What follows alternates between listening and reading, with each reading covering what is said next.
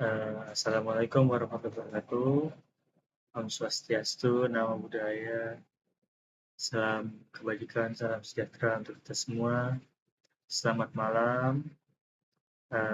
Perkenalkan saya Putra Bintang Pratama dengan NIM 2301060616. Saya dari Informatika kelas A angkatan 23, dan pada kesempatan kali ini saya akan mempresentasikan daripada untuk tugas postes 1 dari praktikum Orsikom. Oke, baiklah. Langsung saja saya akan jelaskan, yaitu materi pertama ini adalah struktur komputer.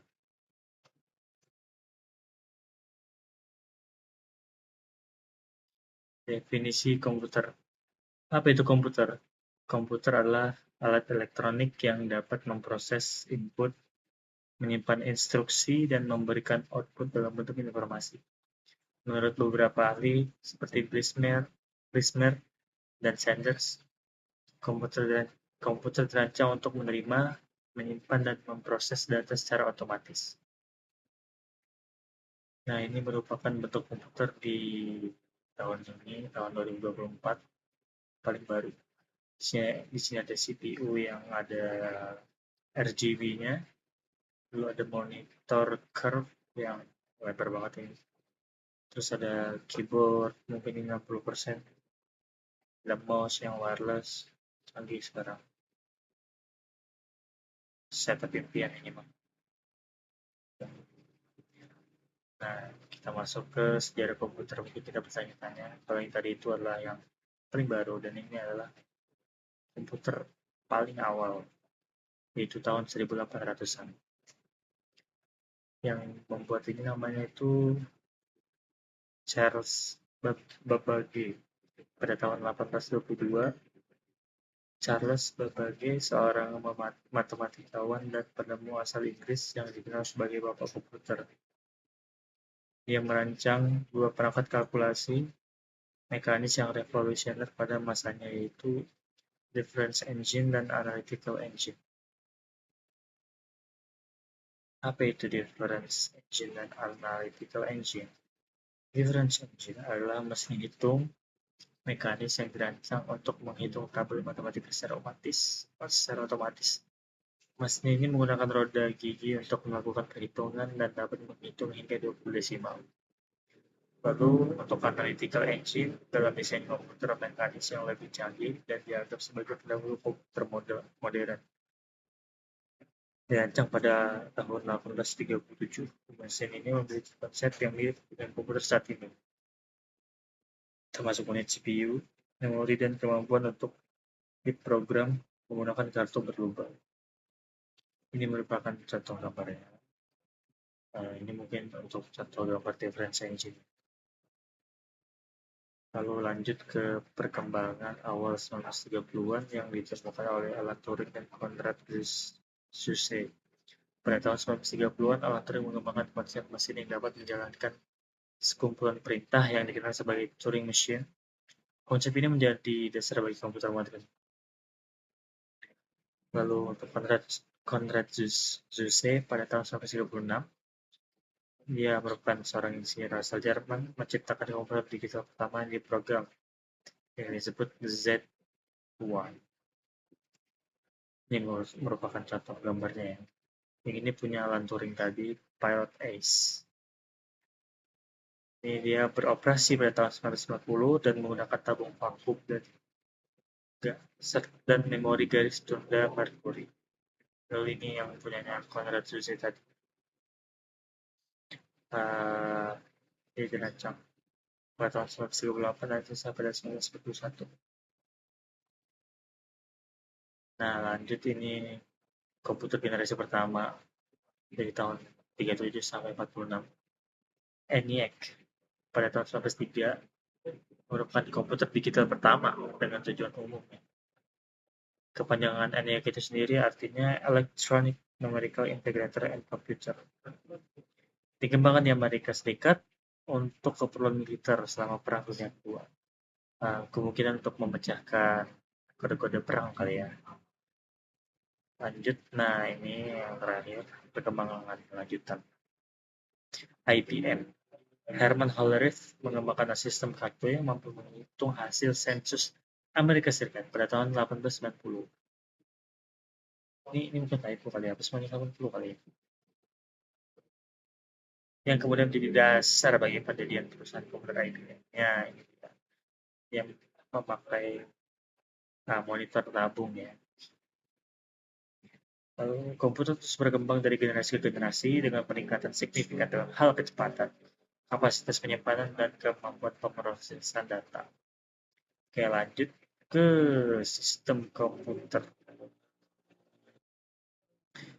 Oke, sistem komputer adalah kumpulan dari beberapa komponen yang bekerja sama untuk menerima, proses, menyimpan, dan menampilkan data. Tujuannya adalah untuk mengolah data menjadi informasi yang berguna. Dan sistem komputer dibagi menjadi 3 elemen, yaitu hardware, software, dan firmware. Fungsi sistem komputer ini sendiri memiliki beberapa fungsi utama, yaitu input, proses, output, dan penyimpanan. Oke, lanjut kita ke sebelah hardware. Di sini ada CPU, dikenal sebagai otak komputer. CPU bertanggung jawab untuk menjalankan instruksi dan mengendalikan operasi perangkat lunas lainnya. Dia merupakan otak yang paling utama untuk sebuah komputer. Lalu di sini ada memori yang terdiri dari random access memory untuk menyimpan data sementara. Dan ada juga hard disk untuk penyimpanan data permanen. Lalu di sini ada perangkat input seperti keyboard dan mouse, perangkat output seperti monitor dan printer. Nah, ini merupakan gambar untuk CPU sendiri. CPU ini sekarang untuk komputer itu ada 2 brand, yaitu Intel dan AMD. Mereka selalu bertarung. Lalu di sini ada RAM. RAM itu banyak tipenya, sampai sekarang ini ada DDR5. DDR5. Ada DDR4, DDR3, DDR2.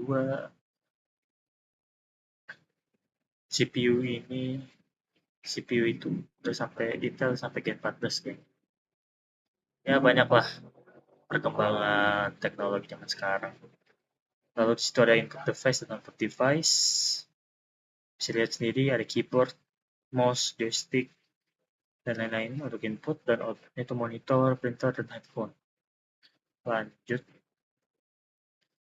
Nah, ini untuk software seperti yang kita pakai setiap hari adalah Windows, lalu ada Microsoft Office, sistem operasi, perangkat lunak yang mengelola perangkat keras dan menyediakan layanan untuk aplikasi lain. Aplikasi adalah program yang dirancang untuk melakukan tugas-tugas spesifik seperti pengolah kata, pengedit foto, dan pembuatan musik. Lanjut ke brandware. Brandware ini merupakan penggunanya ya, orang yang menggunakan komputer untuk melewatkan aplikasi dan mengolah data, itu kita sendiri. Oke, lanjut.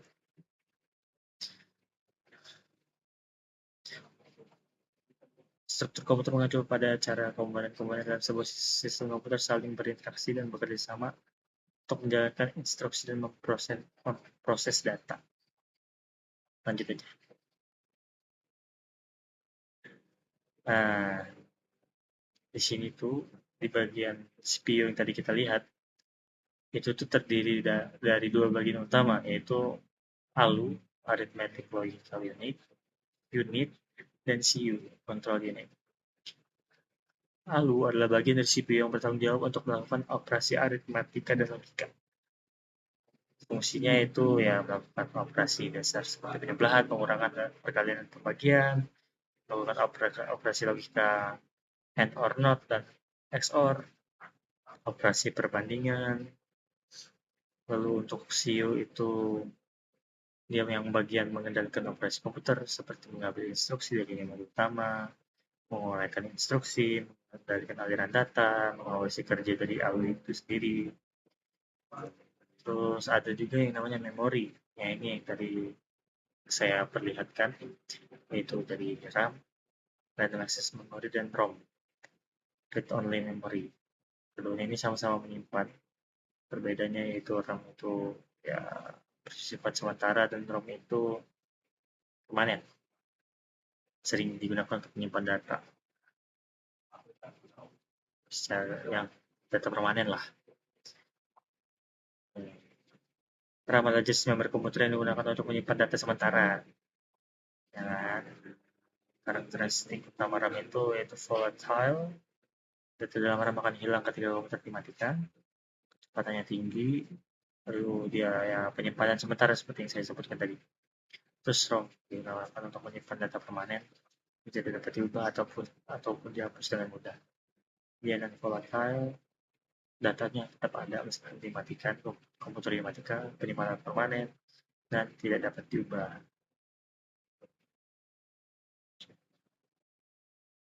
Lalu lanjut di sini ada arsitektur von Neumann.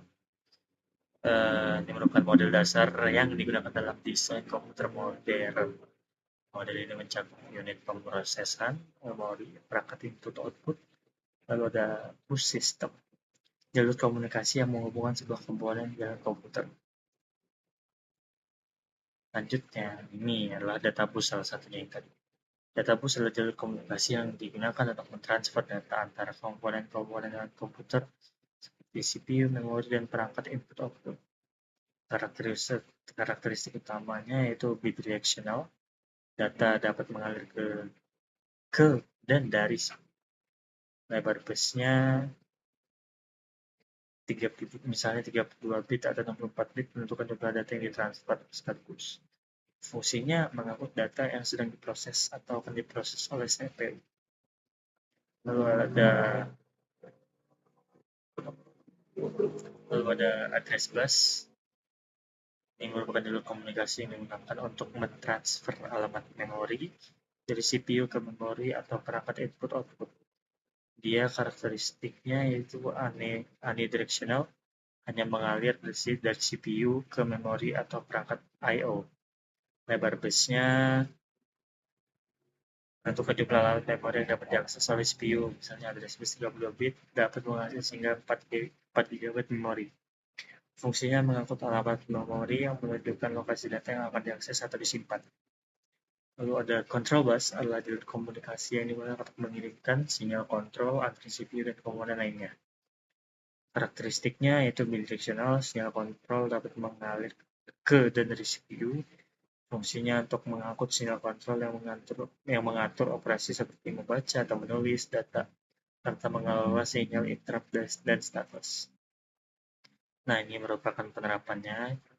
Itu ada untuk address bus sendiri itu ada port NVMe, non-volatile memory express. Ya SSD. Di sini kan dia biasa kan port SSD. SSD NVMe berkomunikasi dengan CPU sistem menggunakan soket PCIe. Pada dasarnya, si SSD ini memungkinkan memori flash beroperasi sebagai SSD secara langsung melalui soket PCIe, tanpa harus menggunakan driver komunikasi SATA yang jauh lebih lambat daripada NVMe. Nah, ini adalah port SATA. Port SATA adalah antarmuka bus komputer yang menghubungkan adapter bus host ke perangkat penyimpanan massal seperti hard disk, drive, dan optical drive. SATA mendukung pengaturan yang memungkinkan satu port pengontrol untuk mengolah hingga 15 perangkat penyimpanan. Perbedaan utamanya itu dalam hal teknologi penyimpanan, NVMe lebih unggul. Bahkan dalam sekilas perbedaan performa NVMe dan SATA sangatlah signifikan. Driver komunikasi dan interface antara NVMe dan SATA sangatlah berbeda. Hal ini karena SATA menggunakan driver ACI yang didesain untuk hard disk drive dengan teknologi berputar. Jadi di dalam hard disk itu ada piringan yang berputar ketika mencari sebuah data ya, karena di piringan itu datanya berada, makanya carinya lambat. Nah, sementara NVMe secara khusus didesain untuk SSD dengan teknologi flash. Di samping itu, NVMe mampu memanfaatkan soket PCIe untuk mengomunikasikan antar buka penyimpanan dan CPU sistem untuk keuntungan lebih. Nah, ini untuk penerapan control bus, yaitu dari USB. Sini ada beberapa tipenya ya, bisa lihat sendiri. Ini adalah standar bus universal serial bus yang digunakan untuk menghubungkan perangkat eksternal ke komputer atau perangkat lain. Ya gunanya transfer data, buat pengisian data. Lalu plug and play memungkinkan perangkat dikenali dan digunakan segera setelah terhubung tanpa perlu menginstal driver tambahan. Nah, ini di sini deh. Ada USB Type A, ini yang sering digunakan ya. Tapi udah nggak lagi deh, karena kan yang ada yang terbaru ya, yaitu USB 3.0.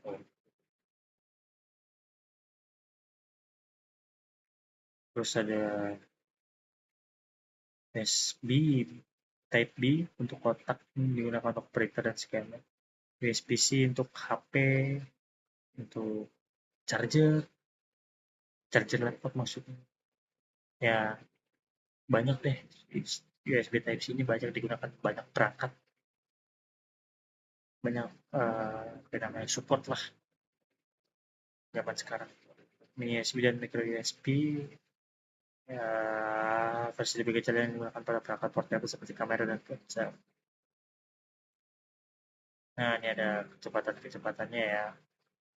Bisa dilihat sendiri dari 12 Mbps sampai yang terbaru itu 4 hingga 40 Gbps kompatibel dengan Thunderbolt 3. The hell is this, man? Ya, begitulah kecepatan teknologi zaman sekarang. Kesimpulannya, ya, sistem komputer adalah kombinasi dari hardware, software, dan brandware yang bekerjasama untuk mengelola data menjadi informasi. Ya, struktur komputer diatur seperti demikian rupa agar setiap komponen dapat saling berinteraksi melalui berbagai jalur komunikasi seperti database, address bus, dan control bus yang memungkinkan transfer data dan kontrol proses dalam sistem. Dengan memahami organisasi dan arsitektur komputer, kita dapat mengerti bahwasanya bagaimana komputer bekerja dan berfungsi dalam memproses informasi serta bagaimana setiap komponen berperan dalam keseluruhan sistem. Baik, itu saja yang bisa saya jelaskan. Jika ada salah kata ataupun penjelasan yang kurang jelas, mohon dimaafkan karena saya juga sama-sama belajar walaupun ngomongnya belibet. Terima kasih atas perhatiannya. Assalamualaikum warahmatullahi wabarakatuh dan selamat malam. Peace.